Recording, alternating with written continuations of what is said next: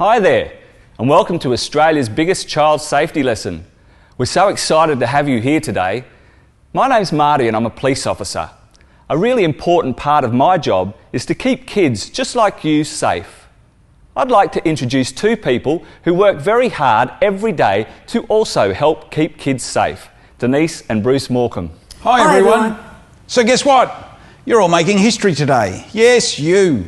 We've got nearly 3,000 schools who've registered to be part of Day for Daniel and join Australia's biggest child safety lesson. That's possibly 1 million students all over Australia. Can you see your school on the map there? No matter where you're from, we're looking forward to talking together about ways that you can stay safe. We've got rules for all sorts of things to keep us safe, don't we? Things like swimming between the flags at the beach, or crossing the road at the lights or pedestrian crossing. While we're talking about being safe, it's important that we feel safe as we do this lesson. Because of this, your teacher would have gone through some class safety rules with you. Should we quickly go through them again? Yep. Okay then. During our lesson, it's important that you're respectful and kind to others. It's okay to question. We can't answer straight away because we're here and you're in your classroom. But I bet your teachers could give it a go. If you have a personal story to share, save it till after the lesson. You can talk to an adult who'll listen and believe you, like a teacher, parent, or police officer. Finally, you have the right to feel safe. You can choose to participate in the lesson in a way that makes you feel okay. This means you don't have to answer every question or be a part of every discussion. Got it? Good. Okay, let's go.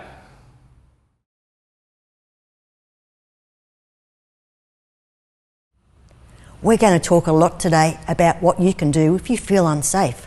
But before we do that, we want to ask, what's it like when a person feels safe? So how do you know when you feel safe, Bruce? Well, usually I feel happy and relaxed when I feel safe. There's lots of different emotions that people feel when they are safe.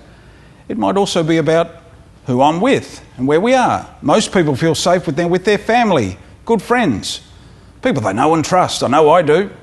This could be when I'm at home or work or a place I've been before and I know it's safe. For you, this might be home or school or maybe the house of a relative or a good friend. So all together now, it's your turn. I want you to think about these questions. You can answer me by shouting out your answer.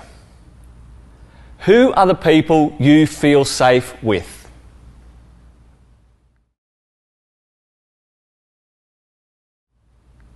What places do you feel safe?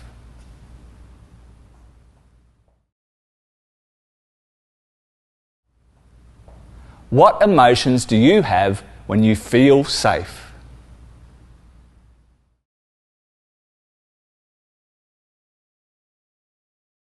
All right, thanks everyone. Great job. From your toes to your nose where nobody goes, your body belongs to you. From your toes to your nose where nobody goes, your body belongs to you.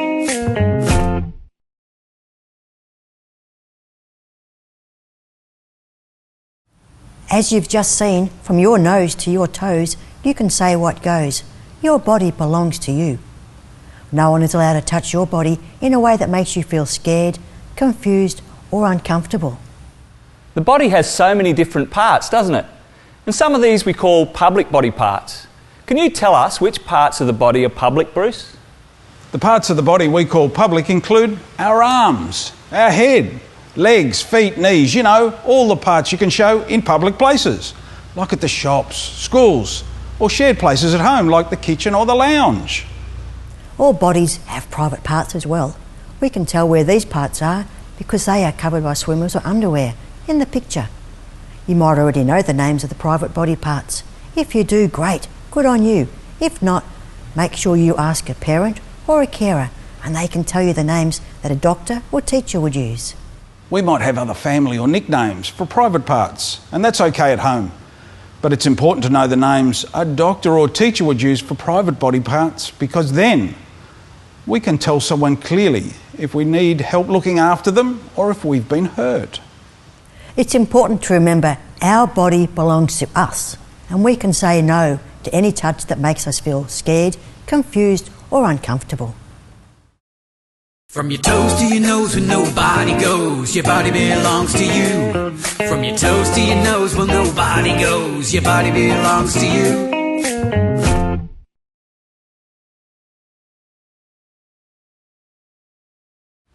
Our bodies are so clever. They digest our food, they go to sleep every night, they can work hard so we can do our schoolwork. They might also help us run around or talk with friends. Okay, here's a simple test you can do now. I want you to swallow. Ready, set, now. Okay, think about where your tongue was. It was at the roof of your mouth, wasn't it? Nobody told us to do that. Our bodies do heaps of cool stuff like that, and our bodies can help us recognise how we are feeling. When I'm feeling happy, my body makes me want to smile from ear to ear. When I'm feeling angry, my muscles get tighter and I start to frown. If I'm feeling sad, I might want to cry or bury my face in a pillow and not talk to anyone. Here's a fact for you.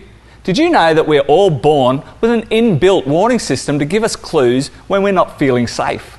I know, it's amazing, isn't it? This might be when we feel scared or confused or uncomfortable. Our body gives us clues to help us act.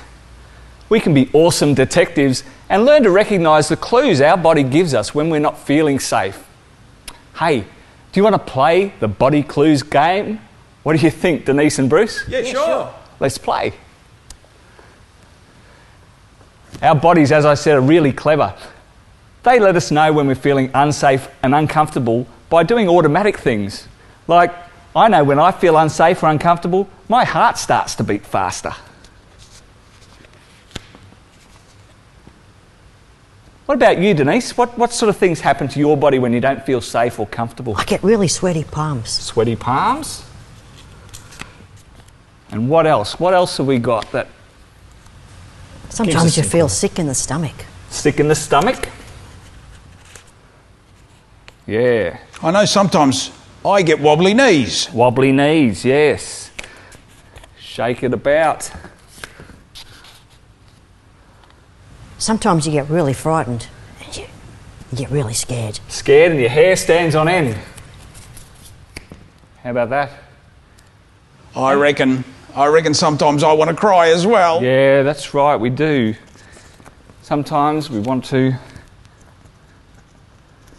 cry and our eyes fill with tears. And they're big. And they're big. It can show on our face, can't it? Yep. Big eyes. And a big mouth. Wide mouth. So there's lots of the clues that our bodies show us when we're not feeling safe or we're feeling uncomfortable. If we're in an unsafe situation, we might not feel all these things at the same time. It could just be one or two. If we start to notice any of them happening, we should pay attention because our body's inbuilt warning system is giving us clues that we might not be safe. We've got lots of detectives in the police, but we could always do with more of them. I bet you can be one too.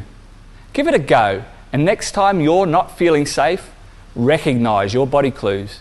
If you can do this, you can get help sooner. From your toes to your nose where nobody goes, your body belongs to you. From your toes to your nose where nobody goes, your body belongs to you.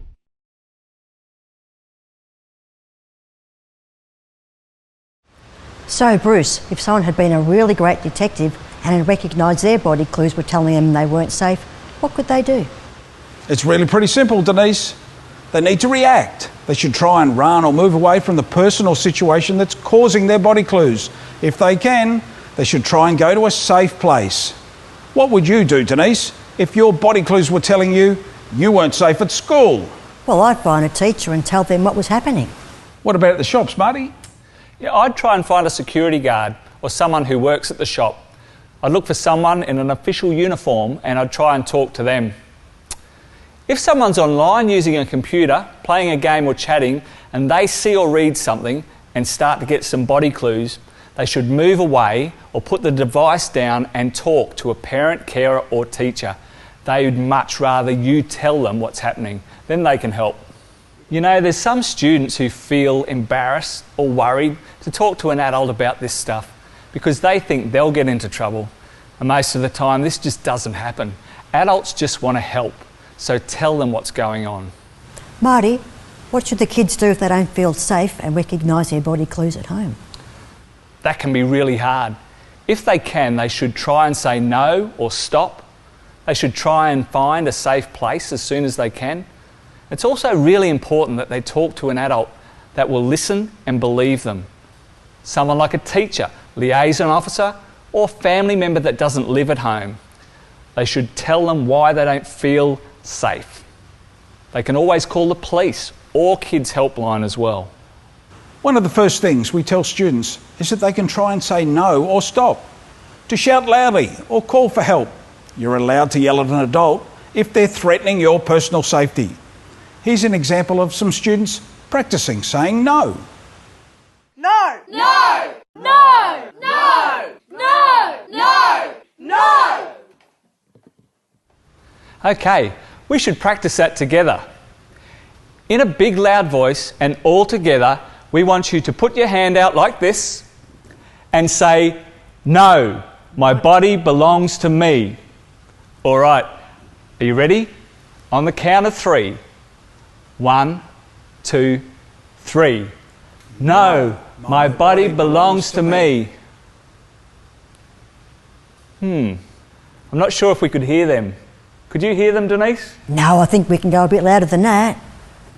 Not quite loud enough. Okay then, Denise says, not good enough. Let's do it again, nice and loud.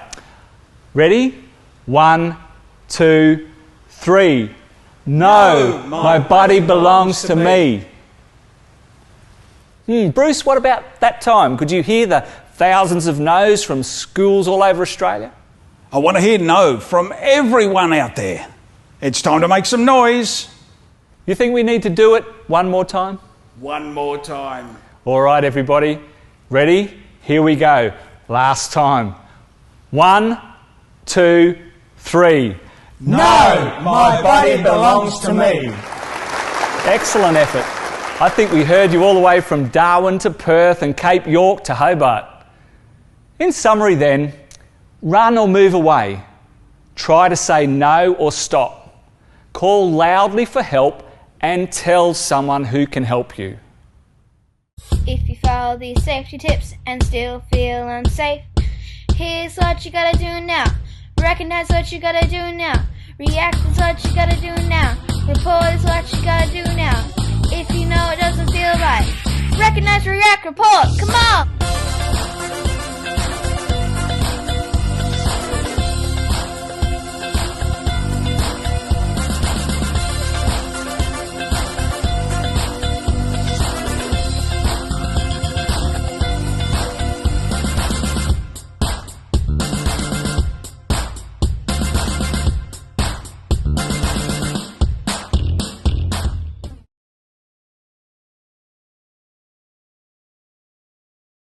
We've spoken about being a detective and recognising when your body clues are telling you that you're not safe. Things like heart beating fast, shaky knees, sweaty, and feeling like you want to cry. We've talked about the different ways you can react if you feel like this. Can you remember any of them? I'll help you. Trying to go to a safe place, shouting loudly, and telling an adult that will listen and believe you. Now we're going to talk about who you can tell, and we're going to call these people our safety helpers. Our safety helpers are adults that we can talk to and they can help us to be safe again. It's important to remember that our safety helpers need to be people. A dog or cat might make you feel better, but they can't help you to be safe. Our safety helpers need to be real people we see or speak to often, either face to face, on the phone, or online. So safety helpers could be adults who live at home, like a parent, carer, maybe even a grown-up brother or sister. There could be other adults who are related to you. Denise, can you think of any other examples? Or perhaps a grandparent, uncle or auntie. Who do you think could be a safety helper at school? School's a great place to get help. There's lots of adults around and they're trained to look after you. People like the principal, teachers or teacher aides. Bruce, can you think of any other adults who could be safety helpers? Oh yeah, there could also be parents of good friends, or an adult at after-school care, or a counsellor. Just think about the adults in your life that you know and feel safe around. And of course, safety helpers can be the police and Kids Helpline. Students can always call them too. It's free and it's confidential, which means you can talk to them if you're not sure about something or if you're worried. They can help you work out what to do. It's really important to talk to your safety helpers if you don't feel safe or haven't felt safe in the past and you want to tell someone about it now. It's never ever a child's fault if they don't feel safe. It's the job of adults to make sure that you are safe. Don't give up. Keep talking until an adult helps you. That's what the people in your safety network are there for. Here's what you gotta do now. Recognize what you gotta do now. React is what you gotta do now. Report is what you gotta do now. If you know it doesn't feel right, recognize, react, report. Come on!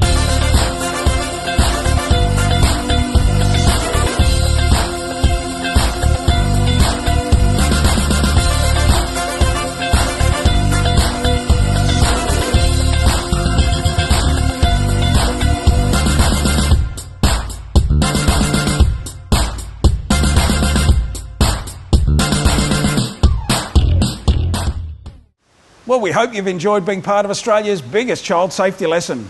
We've really enjoyed being part of your classroom today, and we'd like to say thanks for having us. Remember, from your nose to your toes, you say what goes. Your body belongs to you. You're already an awesome detective. You can recognise your body clues. You can react to stay safe. And report to one of your safety helpers. And don't give up until you do get the help that you need. Because we all have the right to be safe. And remember, complete the safety hand activity sheet that your teacher will provide with you after this lesson. And remember, thanks for helping us and Stay safe. Bye-bye.